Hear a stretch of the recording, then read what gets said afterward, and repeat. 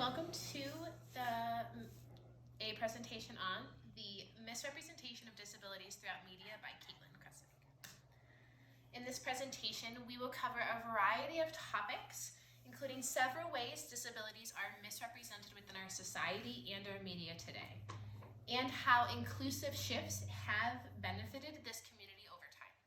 Not only will we talk about the history of the Disability Acts of 1973, we'll also talk about the disparities that come with disabilities and the misrepresentations within media, and how inclusion has paved the way for the disabled actors to enhance equality overall.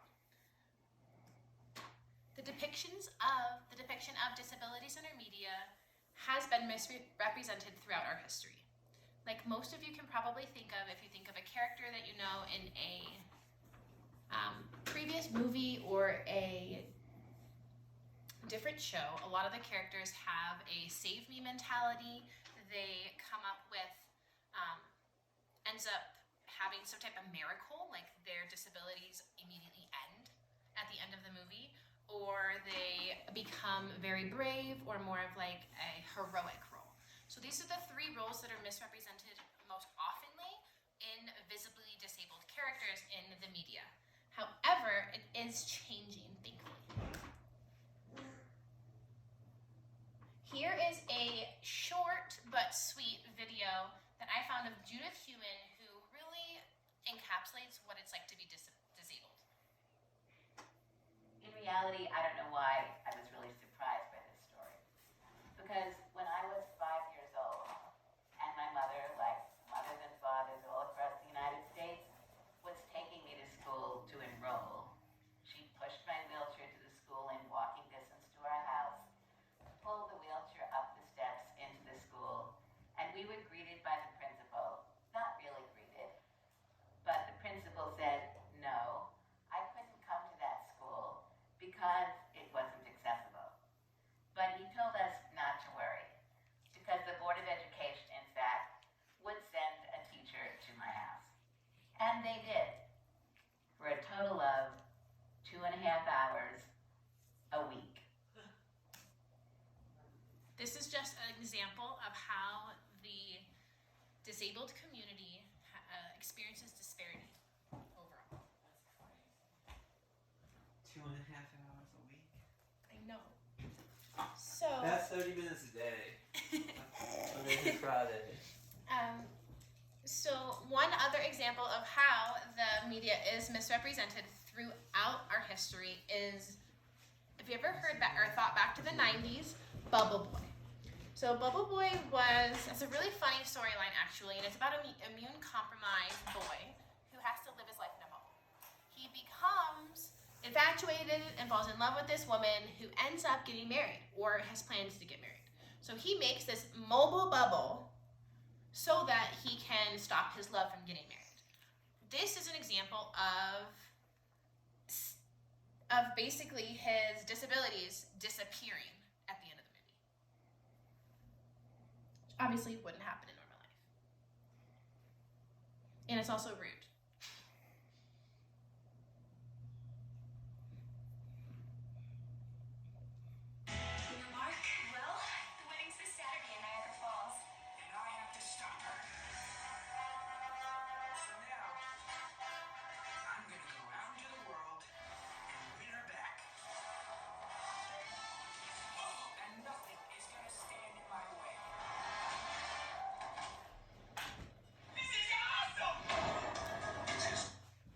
So again, just making fun of disabled characters and that misrepresentation within and throughout the media over time has enabled this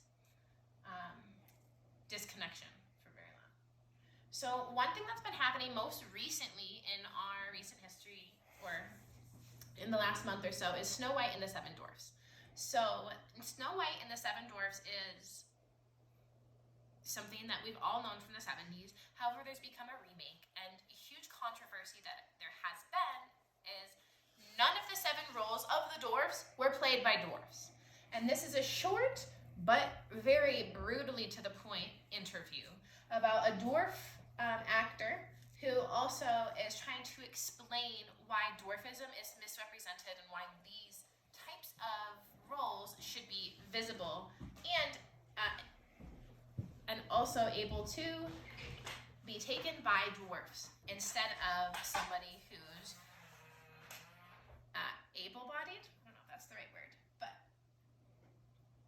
dwarfs just exist in normal roles everywhere because they do exist. What was so bad about the way dwarves are depicted in Snow White? Have I missed something? Well, listen, I'm not That's what I'm kind of wondering. I don't represent Disney, but I'm just saying I think I see their point of view. What's their point of view? What was so bad about the depiction of dwarves? Why are you so upset about a movie changing with the times and moving forward? Because I think that honestly, there is real news we can be discussing. No, but this is real news if you're a dwarf actor who are now out of work because of virtue signaling idiots. But you're just using so often our society says these things because they don't directly relate to somebody. They aren't real news, so they're not factual information, when in reality, that's a lie.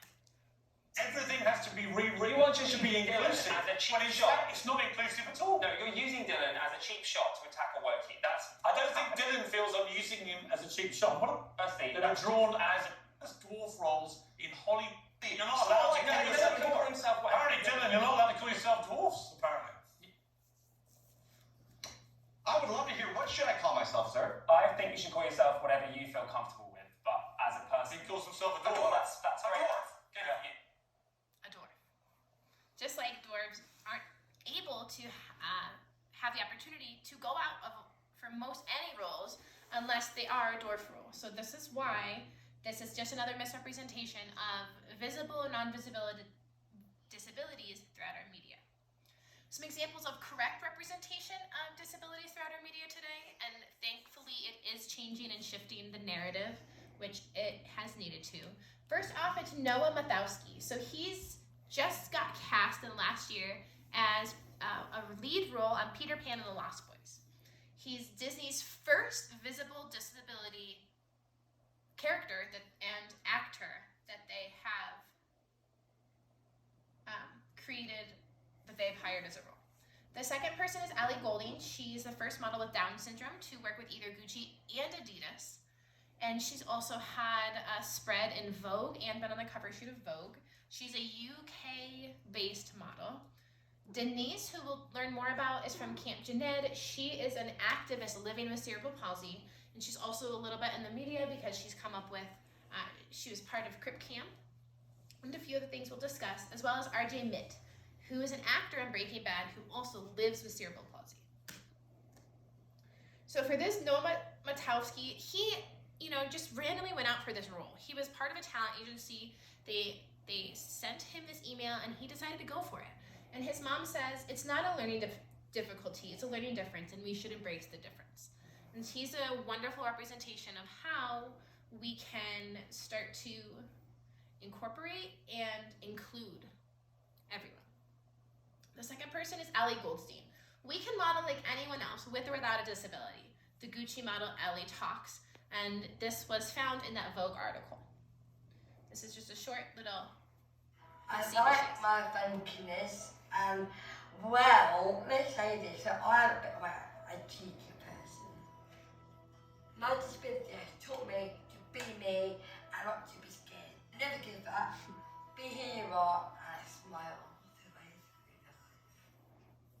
I love that. So it's just, especially with social media these days, it's a great way for disabilities to be seen and visibly, and not just misrepresented how they have been. The third example we have is RJ Mitt, who is an actor with cerebral palsy. He actually has a pretty interesting story because he was adopted at 3 months old. His adoptive parents ended up splitting up, and he moved with his mother and little sister to California, to LA. His dream was always to act. His mom ended up wheelchair bound, his adoptive mom, and that really kind of lit a fire underneath him to make something out of himself in LA. And that's how he became this actor on Breaking Bad. Cerebral palsy around 3. I was in a lot of physical and occupational and speech therapy. I was what you would call a severe toe walker. What they would do is they would bend my foot as far as they could bend it, which was not fun, and they would cast it. And every couple weeks, I would cut the cast off and bend it further, and then bend it further until.